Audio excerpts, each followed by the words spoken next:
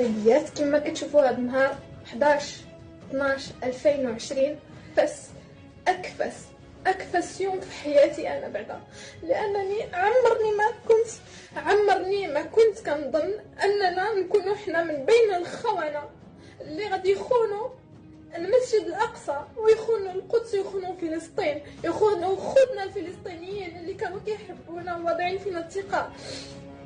حنا المغاربة عندنا باب المغاربة في القدس، عندنا بيت مال القدس، يعني احنا من الناس اللي كانوا كيدافعوا على فلسطين، الناس اللي كانوا كيدافعوا على القدس. نجيو حنا هذا النهار نخونوهم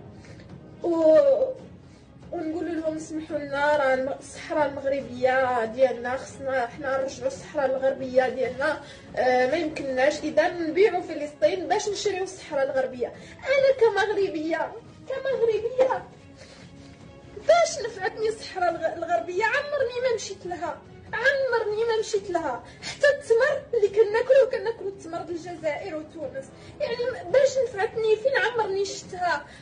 انا اول مغربيه غادي نقول لكم انا الصحراء ما عندي ما ندير بها. الا كان الثمن هو المسجد الاقصى فانا الصحراء المغربيه ما عندي ما ندير بها. غير ياخذوها اللهم ياخذوها ولا ياخذوا المسجد الاقصى، ومن بعد شنو ياخذوا الكعبه، ياخذوا مكه، ياخذوا المدينه المنوره. وصافي راه المسجد الاقصى من مقدساتنا، اول القبلتين وثالث الحرمين. كيفاش اننا نسمحوا فيه بهذه البساطه هذه وبهذه الشناعه هذه؟ ما يمكنش.